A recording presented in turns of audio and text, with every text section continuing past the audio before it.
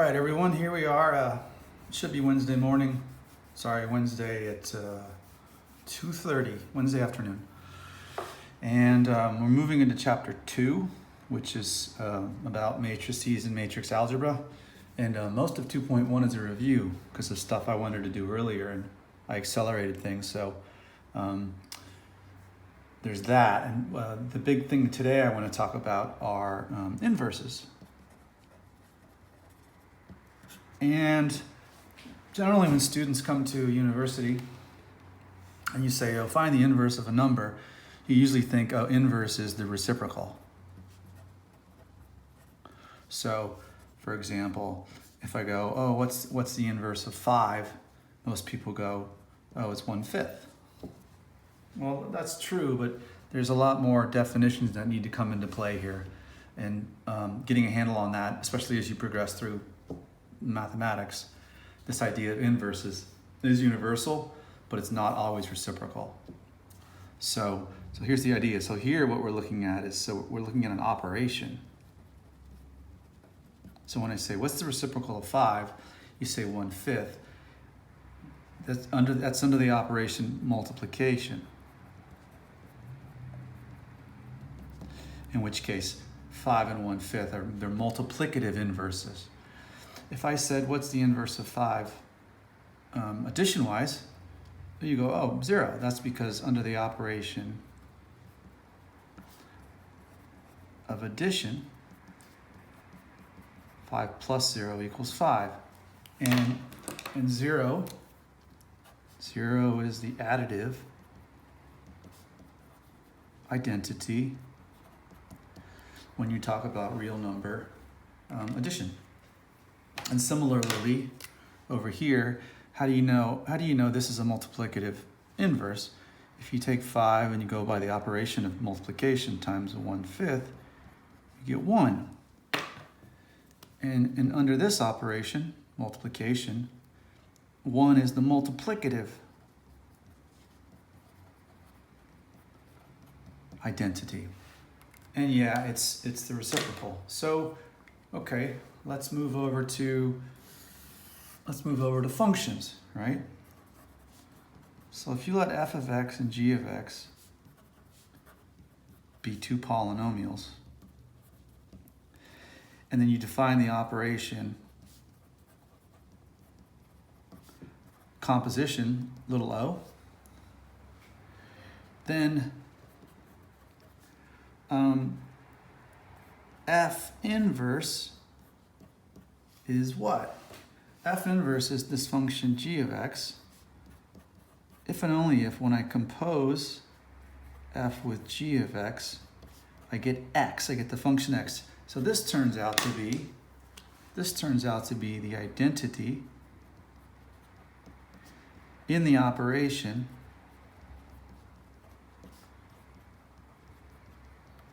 function composition. And instead of working with numbers, our inputs are functions. So here's another form of inverse, right? And I write f to the minus 1 up here. And this does not mean 1 over f of x. I can't tell you how many times I've seen this. It's not true, right? And so as a function, if you want to look at, say, if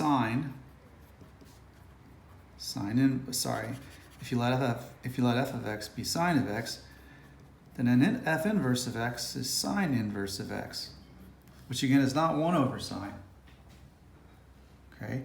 It's the function that when you take sine of sine inverse of x, outputs the identity. Okay, and there's more. We'll see more in the semester, but the big one for us is, okay, we're working with matrices. So let's look at, so we're going to let A and B be n by n matrices. So work with square matrices for now. Okay. So our inputs are matrices. And if we look at the operation of matrix multiplication, then if I take A and I multiply it by B and I get the identity, then this identity is the identity matrix. And it's actually the multiplicative identity in matrix multiplication. So this acts as a 1. And it's pretty cool because it is just what? The diagonals are all 1 and there's zeros elsewhere, right? Okay, so B is A inverse. So we say B is equal to A inverse if and only if A times B is the identity matrix. Okay? And so now we've defined identities and matrix multiplication in this way. And that's pretty cool. And it's also true that B times A equals IN implies A is B inverse. So they're inverses of each other. Just like 5 and 1/5 are both inverses of each other. So let's take an example here. Let's let A equal 2, 5, minus 3, minus 7, and B equals minus 7, minus 5, 3, 2. And the question is B equal to A inverse? Am I on there? Yeah. Okay, so we take A, which is 2, 5, minus 3, minus 7, multiply it by B, and then we do our diligence, so we go row 1, column 1, so minus 14 plus 15, that's 1. And then row 1, column 2 is minus 10 plus 10, that's 0. And then we have 21 plus minus 21 is 0. And then we have 15 minus 14, 1. Sure enough. And this is I2. Okay, it's also true if you turn these around, you would get that A is B inverse. And so multiplication works both ways. All right. So if this is matrix A, and how do we get B? Well, this is just key or node or whatever. I want to put key here. If A is the matrix A, B, C, D, then A inverse, you switch the D and the A. You take the negatives up here, so you make that minus, and then you pick up this 1 over, this is a 1. Let me get so big. 1 over AD minus BC. And yeah, a lot of you know this from taking this course with me before, Diffie Qs. The determinant of A is this number here, AD minus BC. Okay, and so this tells us something for certain. A square matrix A is invertible if and only if the determinant of A is non-zero, because otherwise you'd be dividing by 0 and this would be undefined. So square matrices only have an inverse if their determinant is non-zero. Okay, and this leads us to a couple of important definitions.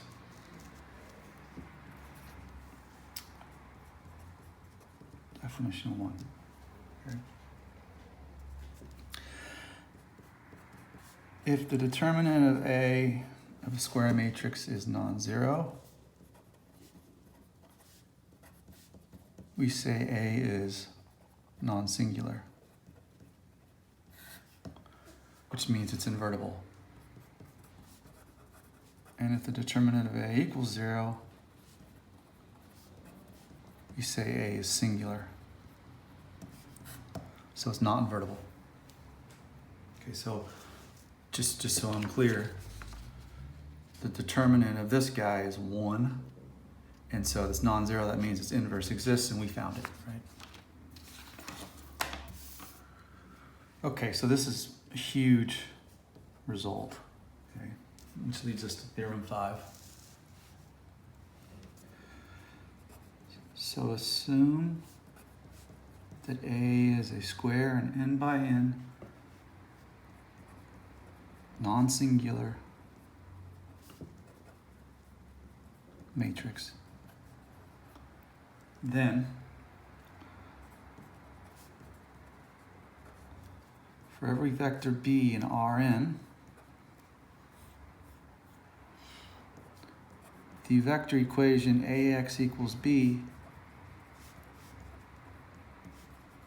has a unique solution. Namely, so if you take the inverse and multiply it on both sides, you get that X is A inverse times B. Okay.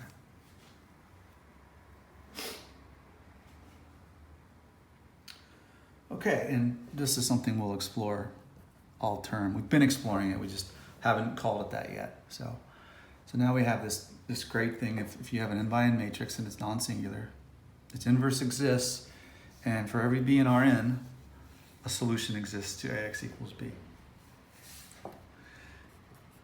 Now your book gives theorem 6. I would make it properties, but I'm just going to go along with the writing there. Okay? So if A is n by n, so 1. If A is non-singular, then A inverse is non-singular. So if A inverse exists, A inverse has an inverse. Okay. This one's always been fun.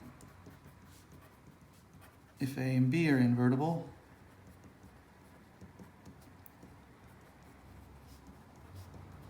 and so is AB.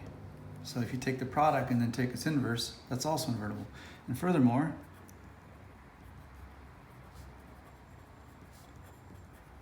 AB inverse taken in order is B inverse times A inverse. And remember, matrix multiplication is not commutative, so order matters. Right? And thirdly, if I take the transpose of A and its inverse, this is equal to A inverse transpose. Okay.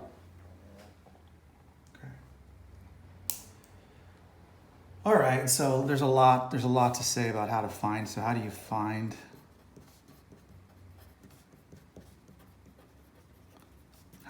inverses? Well, you plug it into a calculator. No, I'm just kidding. Actually, I'm not. There's an algorithm for it if you do it by hand, and then you can also use the algorithm to just use a regular old calculator to get it. So how do we finding Nemo, finding A inverse? Okay, what you do is you and your book doesn't give it this way, but I like it a lot. It's very clean. What you do is you take the row-reduced echelon form of the matrix AI. So you put a matrix. So here's a matrix of matrices. You put them side by side here. You row-reduce this sucker, and what you wind up with is I on the left and A inverse sitting on the right. All right, so here's the example I was talking about earlier. We're finding A inverse, where A is the matrix 2, 5, minus 3, minus 7, and we're using the AI algorithm.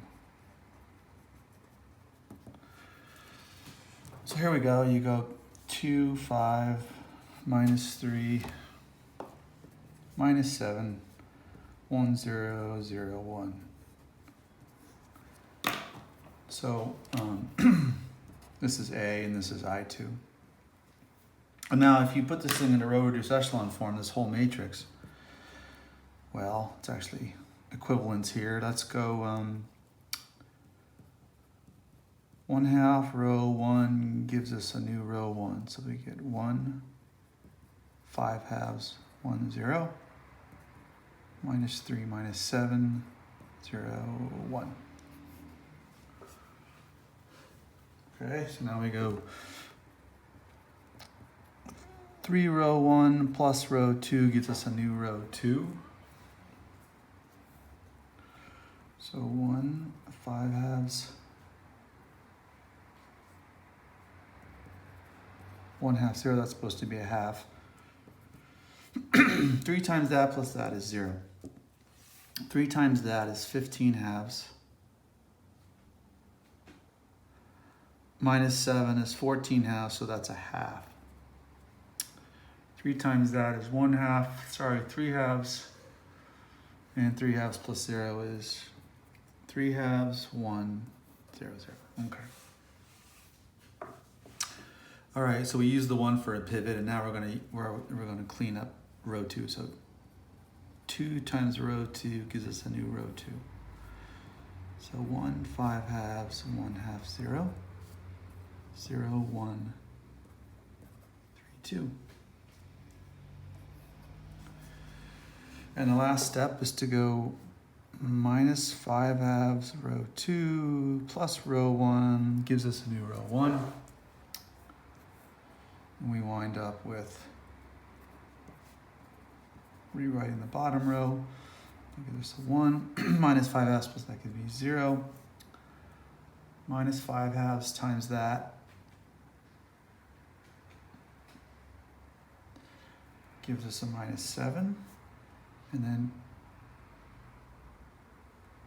minus 5/2 times 2 is minus 5, which gives us that. And so now A inverse turns out to be the matrix minus 7, minus 5, 3, 2. And let's check that with the definition.